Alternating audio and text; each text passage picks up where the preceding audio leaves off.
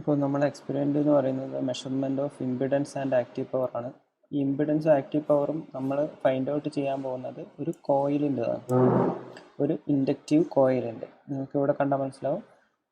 Aim എന്ന് പറയുന്നത് to determine the impedance and active power of a coil and hence compute the inductance, inductive reactance, resistance and power factor. അപ്പോൾ ഇത്രയും കാര്യങ്ങൾ, ഈ 4 കാര്യങ്ങളാണ് നമ്മൾ ഈ കോയിലിൻ്റെത് ഫൈൻഡ് ഔട്ട് ചെയ്യുന്നത്.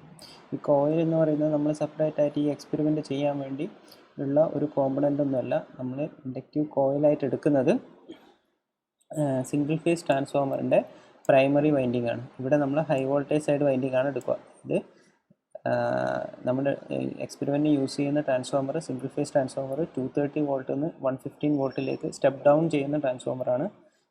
അതാണ് ഇവിടെ 230/115 വോൾട്ട് എന്ന് കാണിച്ചിരിക്കുന്നത്. പിന്നെയുള്ളത് 2 kVA.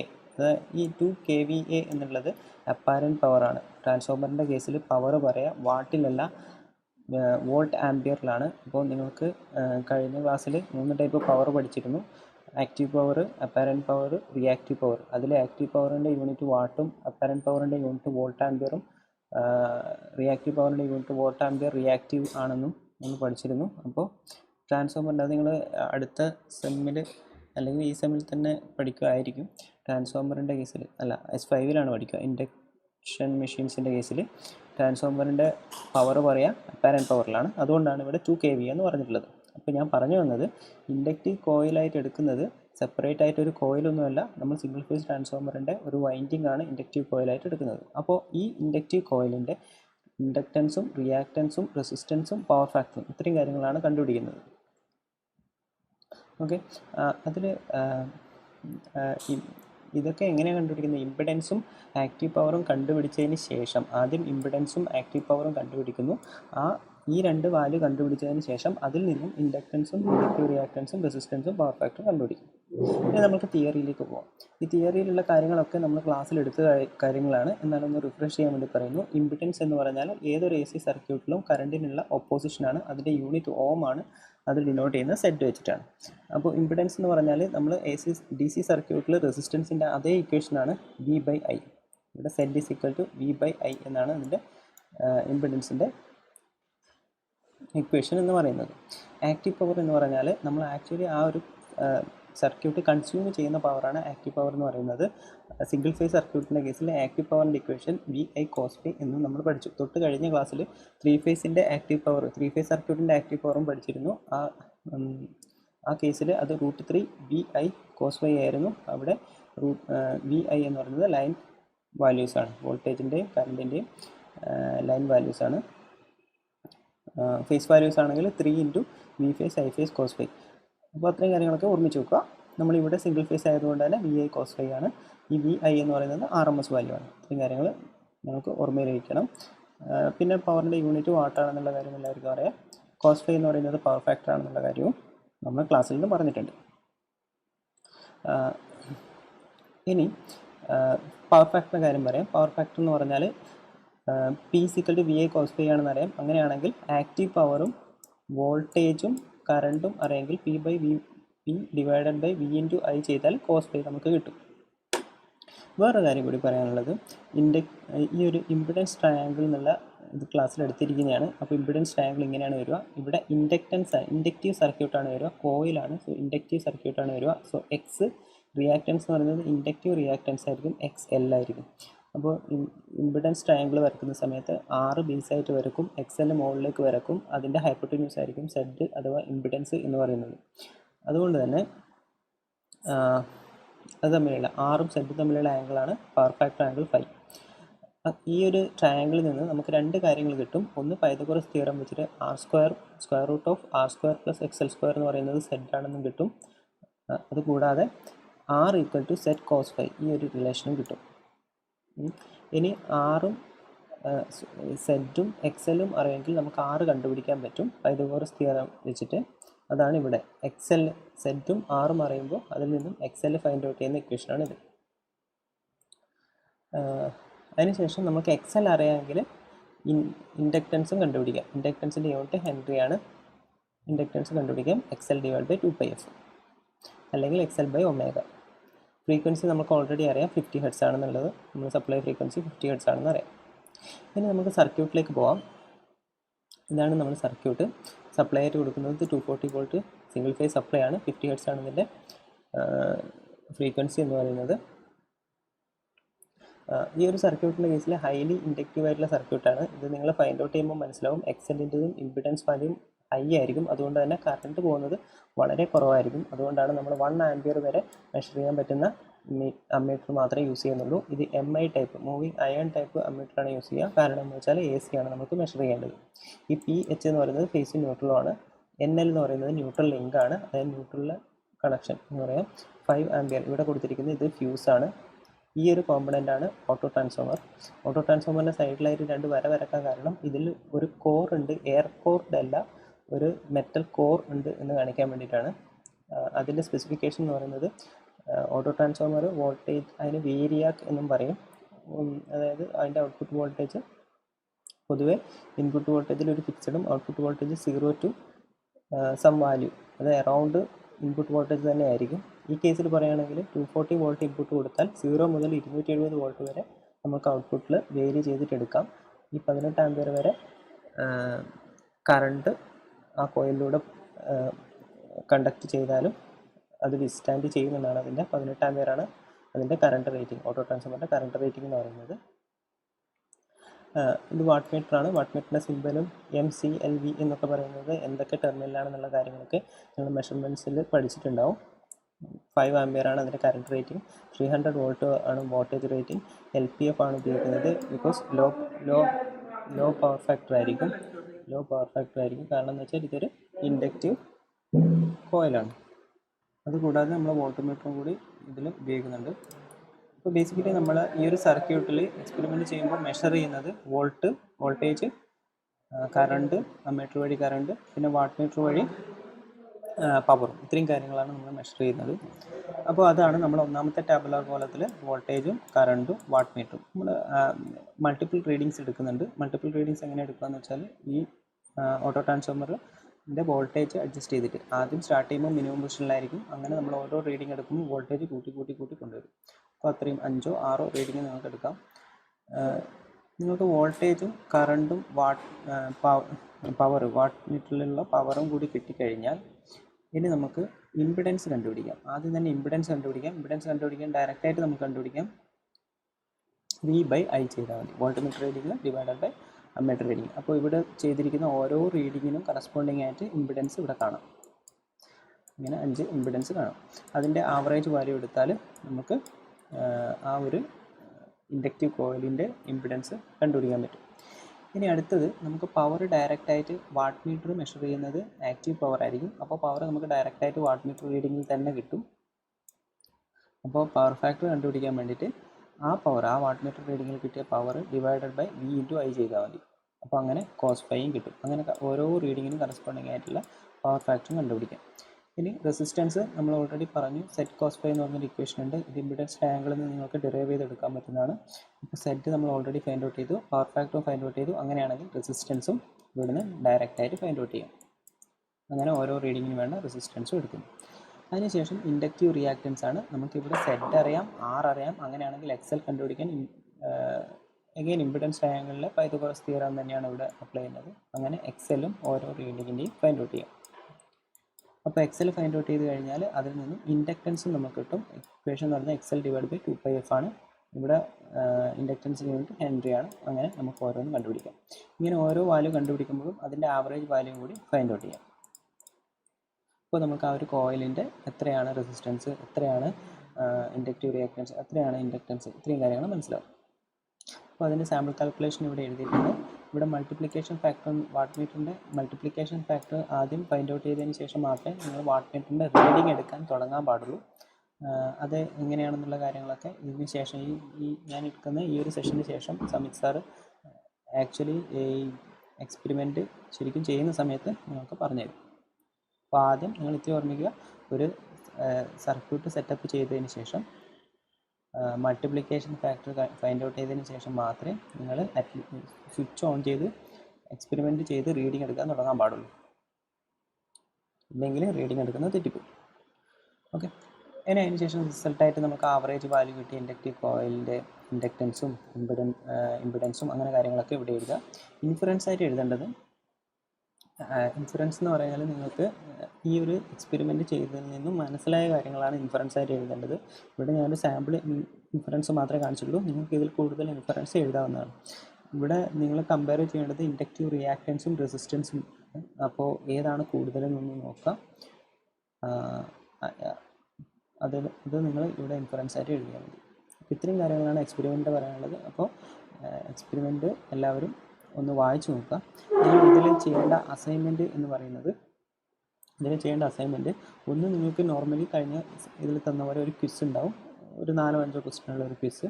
അതുകൂടാതെ അസൈൻമെൻറ്റായിട്ട് എഴുതേണ്ടത് ഈ ഒരു സർക്യൂട്ട് ഡയഗ്രാം നിങ്ങളൊരു നല്ലൊരു പേപ്പറിലേക്ക് വരച്ചതിന് ശേഷം അത് ഫോട്ടോ എടുത്ത് അപ്ലോഡ് ചെയ്യുക. അതിൽ ഇതുപോലെ തന്നെ കോപ്പി ചെയ്ത് വരക്കുക. അതിനുശേഷം അപ്ലോഡ് ചെയ്ത് കഴിഞ്ഞാലും ഇത് സൂക്ഷിച്ച് വെച്ചിട്ട് ഫെയർ റെക്കോർഡ് നമ്മൾ വാങ്ങുന്ന സമയത്ത് ആ ഫെയർ റെക്കോർഡിൽ പേസ്റ്റ് ചെയ്താൽ മതി. നിങ്ങൾ അന്നേരം സെപ്പറേറ്റ് ആയിട്ട് ഒന്നുകൂടി വരക്കണം എന്നില്ല, ഫെയർ റെക്കോർഡിൽ ഇത് തന്നെ പേസ്റ്റ് ചെയ്താൽ മതി. അപ്പോൾ നിങ്ങൾക്ക് വർക്ക് കുറവായിരിക്കും ക്ലാസ് സ്റ്റാർട്ട് ചെയ്ത് കഴിഞ്ഞാൽ. അപ്പോൾ അത്രയും കാര്യങ്ങളാണ് ഈ ഒരു സെഷനിൽ പറയാനുള്ളത്.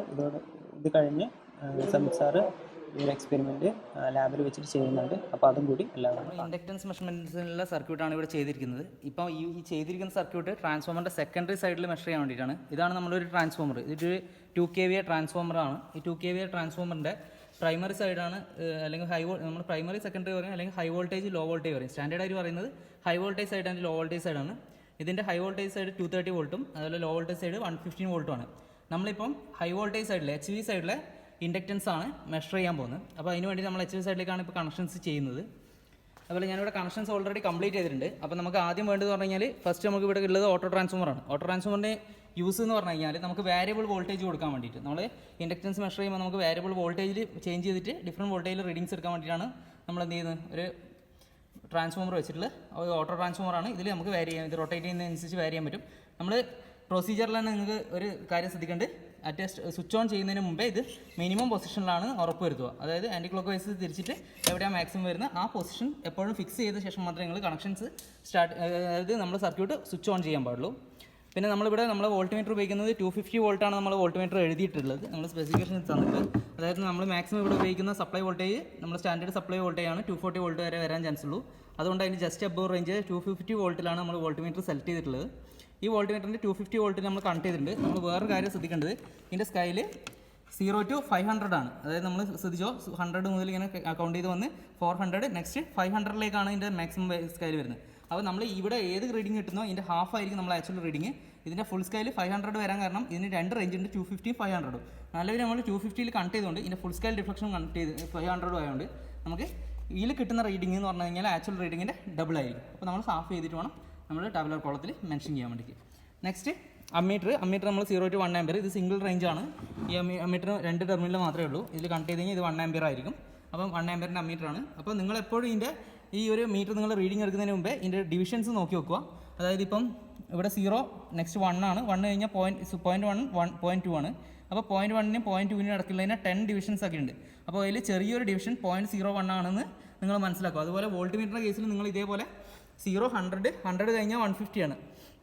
അപ്പോൾ 100നും 150ൻ്റെ ഇടയ്ക്കുള്ള ഒരു ചെറിയ പോയിന്റ് എന്ന് പറയുന്നത് ഡിവൈഡ് ബൈ 5, 5 ഡിവിഷനായിട്ടുണ്ട് ചെയ്തിട്ടുള്ളത്. വലിയ ഡിവിഷൻ ആണെങ്കിൽ 5, ചെറിയ ഡിവിഷൻ ആണെങ്കിൽ 10. അപ്പോൾ അതിന് കറസ്പോണ്ടിങ് ആയിട്ട് ഒരു ഡിവിഷൻ എത്രയാണെന്ന് നിങ്ങൾ കൃത്യമായി മനസ്സിലാക്കിയ ശേഷം വേണം റീഡിങ് എടുക്കാൻ പോകാൻ. അപ്പോൾ റീഡിങ് എടുക്കുന്ന സമയത്ത് നമുക്ക് ഇത് കണ്ടുപിടിക്കാൻ പറ്റില്ല. സ്വിച്ച് ഓൺ ചെയ്തതിന് മുമ്പ് ഇതൊക്കെ കൃത്യമായിട്ട് നിങ്ങൾ മനസ്സിലാക്കണം, ഓരോ സ്മോളർ ഡിവിഷൻ എത്രയാണ് വാല്യൂ വരുന്നത്. നെക്സ്റ്റ് വാട്ട് മീറ്റർ ആണ്. ഇതൊരു വാട്ട് മീറ്റർ നമുക്ക് ശരിക്കും 4 ടെർമിനൽസ് നമുക്ക് കണക്ട് ചെയ്യാനുണ്ട്. കാരണം വാട്ട് മീറ്ററിൽ നമുക്ക് കറണ്ട് കോയിലുണ്ട്, പ്രഷർ കോയിലുണ്ട്, നിങ്ങൾ പഠിച്ച പോലെ. അപ്പോൾ 2 കോയിലിന് കണക്ഷൻ വരണം. നമുക്ക് കറണ്ട് കോയിലിൻ്റെ ടെർമിനലായിട്ട് വരിക എമ്മും എല്ലും ആണ്. എമ്മും എല്ലും കറണ്ട് കോയിലിൻ്റെ ടെർമിനലാണ് എമ്മും എല്ലും. അതേപോലെ പ്രഷർ കോയിലിൻ്റെ ടെർമിനലാണ് കോമണും. അതേപോലെ വോൾട്ടേജ് വിയും. വി എന്നുള്ളിടത്ത് നിങ്ങൾക്ക് ഇപ്പോൾ ഇവിടെ വി എന്നുള്ളൊരു ടെർമിനൽ കാണില്ല. കാരണം പകരം 70, 75, 150, 300 എന്നാണെന്ന്. അപ്പോൾ 150, 500, 300 എന്നുള്ളത് ഇതിൻ്റെ വോൾട്ടേജ് റേഞ്ചാണ്. അപ്പോൾ വി എന്നുള്ള ടെർമിനലിന് പകരം നിങ്ങൾ ഏത് റേഞ്ചാണ് വേണ്ടത് ആ റേഞ്ച് സെലക്ട് ചെയ്യുക. ഞാനിവിടെ മാക്സിമം ഇപ്പോൾ അപ്ലൈ ചെയ്യാൻ പോകുന്ന വോൾട്ടേജ് 230 ആയതുകൊണ്ട് അല്ലെങ്കിൽ 240 ആയതുകൊണ്ട് ഞാനിവിടെ 300 സെലക്ട് ചെയ്തിട്ടുണ്ട്. ഇനി നമ്മളിപ്പം നമ്മൾ ഈ ട്രാൻസ്ഫോമറിൻ്റെ LV സൈഡ് 115 സൈഡാണ് ചെയ്യുന്നുണ്ടെങ്കിൽ ഞാൻ ഇതിന് മാക്സിമം കൊടുക്കാൻ പോകുന്ന വോൾട്ടേജ് 115 വോൾട്ടാണ്. അപ്പം ഞാൻ എന്ത് ചെയ്യും, ഈ 150 ആയിരിക്കും സെലക്ട് ചെയ്യുക ഇൻസ്റ്റെഡ് ഓഫ് 300. അപ്പോൾ ആ രീതിയിൽ നിങ്ങളത് മനസ്സിലാക്കുക. അതേപോലെ ഇതിൻ്റെ കറണ്ട് സ്കെയിലും ഇതിന് 2 കറണ്ട് റേഞ്ച് ഉണ്ട്, 5 ആംപിയർ ആൻഡ് 10 ആംപിയർ. അപ്പോൾ ഈ 5ഉം 10ഉം ഇവിടെ സെലക്ട് ചെയ്യാൻ വേണ്ടിയിട്ടാണ് ഇവിടെ ഇങ്ങനൊരു ടെർമിനൽസ് വരുന്നത്. ഈ ടെർമിനൽസ് നമുക്ക് 2 രീതി കണക്ട് ചെയ്യാം. ഒന്ന് ഈ രീതിയിൽ കണക്ട് ചെയ്യുകയാണെങ്കിൽ ഇതിൻ്റെ ലോവർ റേഞ്ചും, അതേപോലെ ഇത് നമുക്ക് ഇവിടുന്ന് ലൂസ് ചെയ്തിട്ട് ഇതിന് നമുക്ക് പാരലായിട്ട് കണക്ട് ചെയ്യാൻ പറ്റും. ഇങ്ങനെ പാരലായിട്ട് കണക്ട് ചെയ്യുമ്പം ഇതിൻ്റെ കറണ്ട് റേഞ്ച് ഡബിൾ ആവും. അപ്പോൾ നിങ്ങൾ സിമ്പിളായിട്ട് ഇതിന് 2 റേഞ്ച് ഉണ്ട്, 5 ആൻഡ് 10, ഒരു ലോവർ റേഞ്ചും ഒരു ഹയർ റേഞ്ച് ഉണ്ടാവും. അതായത് ഇങ്ങനെ പാരലായിട്ട് 2 കണക്ട് സ്ട്രിപ്പ് നിങ്ങൾ കാണുന്നുണ്ടെങ്കിൽ അതിൻ്റെ ഹയർ റേഞ്ച് ആണെന്നും, അതേപോലെ നിങ്ങൾ കാണുന്ന സ്ട്രിപ്പിൻ്റെ നമ്പർ 1 ആണെങ്കിൽ അതിൻ്റെ ലോവർ റേഞ്ചും ആണെന്ന് മനസ്സിലാക്കുക. ആ രീതിയിൽ പഠിച്ചു വെക്കുന്നതായിരിക്കും ബെറ്റർ. ഇങ്ങനെ കണക്ട് ചെയ്യുവാണെങ്കിൽ ലോവർ റേഞ്ചും, അതേപോലെ ഇങ്ങനെ ഇങ്ങനെ കണക്ട് ചെയ്യുവാണെങ്കിൽ ഹയർ റേഞ്ചുമാണ്. നേരത്തെ പറഞ്ഞ പോലെ കറണ്ട് റേഞ്ച് നമ്മൾ ഇവിടെ ഞാൻ 1 ആംപിയറിൻ്റെ അമ്മീറ്ററാണ് നമ്മൾ യൂസ് ചെയ്യുന്നത്. അപ്പം നമുക്ക് 1 ആംപിയർ മാത്രമേ വാട്ട് മീറ്ററിലും വേണ്ടൂ. പക്ഷേ നമുക്ക് 1 ആംപിയറിൻ്റെ വാട്ട് മീറ്റർ അവൈലബിൾ അല്ല. അതുകൊണ്ട് നമ്മൾ 5 ആംപിയറിൽ, അപ്പോൾ ഇതിൻ്റെ ലോവർ റേഞ്ച് നമുക്ക് ആവശ്യം മതിയായതുകൊണ്ട് ഞാൻ ഇതിനെ 5 ആംപിയറിൽ കണക്ട് ചെയ്തിട്ടുണ്ട്. അപ്പം ഇതിൻ്റെ വാട്ട് മീറ്ററിനെ ഇപ്പോൾ നമ്മൾ ഓൾറെഡി പറഞ്ഞു, ഇതിന് different current range, different voltage range ഉണ്ട്. നമ്മൾ വാട്ട് മീറ്ററിന് ഒറ്റ സ്കെയിൽ റേഞ്ച് ആണ് ഇത്രയാണുള്ളത്. ഇതിലിപ്പോൾ ഇത് 0 to മാക്സിമം 75 ആണ് ഇതിൻ്റെ സ്കെയിൽ റേഞ്ച് വരുന്നത്. നമുക്ക് ഇതിൽ 3 വോൾട്ടേജ് ഓപ്ഷൻ വരുന്നുണ്ട്, 75 volt, 150 volt and 300 volt. 3 voltage range വരുന്നുണ്ട്. അത് ഇവിടെ മെൻഷൻ ചെയ്തിട്ടുണ്ട്, നിങ്ങൾ സ്കെയിലിന് കറസ്പോണ്ടിങ് ആയിട്ട് മെൻഷൻ ചെയ്തിട്ടുണ്ട്. അതുപോലെ ഇതിന് 2 കറണ്ട് റേഞ്ച് ഉണ്ട്, 5 ആൻഡ് 10 ആംപിയർ. അപ്പോൾ നമ്മൾ ഈ ഓരോ ഡിഫറെൻറ്റ് റേഞ്ചസ് സെലക്ട് ചെയ്യുന്നതിനനുസരിച്ച് നമ്മൾ ഫുൾ സ്കെയിൽ ഡിഫ്ലക്ഷന് മാറ്റം വരുന്നില്ല. അതുകൊണ്ട് നമുക്ക് ഒരു മൾട്ടിപ്ലിക്കേഷൻ ഫാക്ടർ, ഞാൻ നേരത്തെ നമ്മൾ വോൾട്ട്മീറ്ററിൻ്റെ കാര്യം പറഞ്ഞപ്പോൾ ഞാൻ പറഞ്ഞിരുന്നു അവിടെ 500 ആണ് മാക്സിമം റേഞ്ച് വരുന്നത്. അപ്പോൾ നമ്മൾ 250 കണക്ട് ചെയ്യുകയാണെങ്കിൽ നമുക്ക് ആക്ച്വൽ കിട്ടുന്ന റീഡിങ്ങിനെ ഹാഫ് ചെയ്യണമെന്ന് പറഞ്ഞിട്ടുണ്ട്. ഇനി നമ്മളൊരു കണക്ഷൻ ചെയ്ത് കഴിഞ്ഞാൽ ഇതിലൊരു റീഡിങ് കിട്ടും. ആ റീഡിങ്ങിനെ ഒരു ഫാക്ടർ കൊണ്ട് മൾട്ടിപ്ലൈ ചെയ്താൽ മാത്രമേ ഇതിൻ്റെ ആക്ച്വൽ റീഡിങ് കിട്ടും. ആ ഫാക്ടർ കണ്ടുപിടിക്കാൻ വേണ്ടിയിട്ട് നമുക്ക് എന്ത് ചെയ്യണം, ഇതിന് ഞാൻ ഓൾറെഡി പറഞ്ഞു ഡിഫറെൻറ്റ് വോൾട്ടേജ് റേഞ്ചും ഡിഫറെൻറ്റ് കറണ്ട് റേഞ്ചും ഉണ്ട്. അപ്പോൾ ഇതിൻ്റെ വോൾട്ടേജ് റേഞ്ചും കറണ്ട് റേഞ്ചും ഉപയോഗിച്ചിട്ട് തന്നെയാണ് അത് കണ്ടുപിടിക്കേണ്ടത്. അതിൻ്റെ ഇക്വേഷൻ എന്ന് പറഞ്ഞു കഴിഞ്ഞാൽ full scale deflection divide by voltage range. നമ്മൾ സെലക്ട് ചെയ്ത വോൾട്ടേജ് ഏതാണ്, ഇപ്പോൾ 300 ആണ് സെലക്ട് ചെയ്യുന്നത്, 300, 150 ആണ് 150 ഇൻറ്റു നമ്മൾ സെലക്ട് ചെയ്ത കറണ്ട് റേഞ്ച്, അത് 5 ആംപിയർ ആണ് 5 ആംപിയർ, 10 ആംപിയർ ആണ് 10 ആംപിയർ ഇൻറ്റു ഇതിൻ്റെ പവർ ഫാക്ടർ. അതായത് പവർ ഫാക്ടർ എന്ന് പറയുന്നത് നമ്മൾ മെഷർ ചെയ്യുന്ന പവർ ഫാക്ടർ ഒന്നുമല്ല. ഇവിടെ നമ്മൾ LPF വാട്ട് മീറ്ററും UPF വാട്ട് മീറ്ററും ഉണ്ട്. LPF വാട്ട് മീറ്റർ ആണ് ഇത് ഇവിടെ cos ∅ = 0.2 എന്ന് എഴുതിയിട്ടുണ്ട്. ഈ 0.2 എന്നുള്ള ഫാക്ടറാണ് നമ്മൾ മൾട്ടിപ്ലൈ ചെയ്യേണ്ടത്. അപ്പോൾ നമ്മൾ ഇതിൻ്റെ ആക്ച്വലി മൾട്ടിപ്ലിക്കേഷൻ ഫാക്ടർ എന്ന് പറയുന്നത് ഇവിടെ 75 ഫുൾ സ്കെയിൽ ആയതുകൊണ്ട് 75 ഡിവൈഡ് ബൈ നമ്മൾ 300 കണക്ട് ചെയ്തുകൊണ്ട് 300 ഇൻറ്റു 5 ഇൻറ്റു 0.2. ആ കിട്ടുന്ന വാല്യൂ എത്രയാണോ ആ വാല്യൂ ആണ് നമുക്ക് മൾട്ടിപ്ലിക്കേഷൻ ഫാക്ടർ വരിക. ഇനി ഈ വാട്ട് മീറ്ററിൻ്റെ മൾട്ടിപ്ലിക്കേഷൻ ഫാക്ടർ നമുക്ക് ഇവിടെ ഓൾറെഡി നൽകിയിട്ടുണ്ട് കൃത്യമായിട്ട്.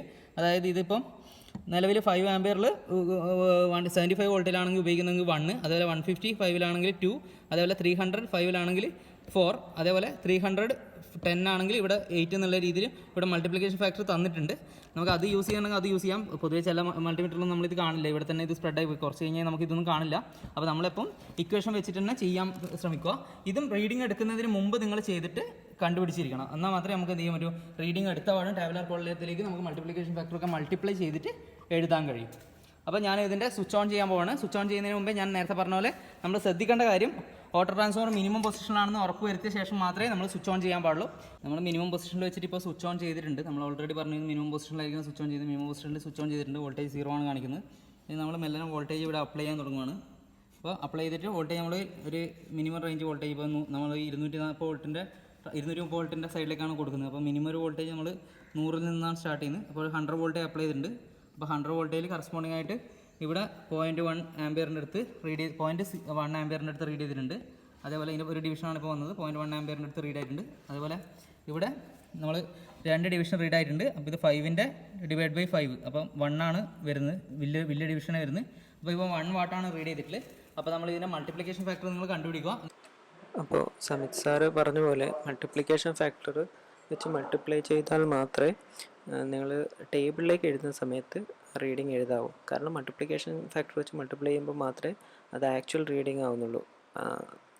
അപ്പോൾ അങ്ങനെ റീഡിങ് കിട്ടിയാൽ ഇതുപോലെ ഓട്ടോ ട്രാൻസ്ഫർ ചേഞ്ച് ചെയ്തിട്ട് ഡിഫറെൻറ്റ് വോൾട്ടേജ് റേഞ്ചിലുള്ള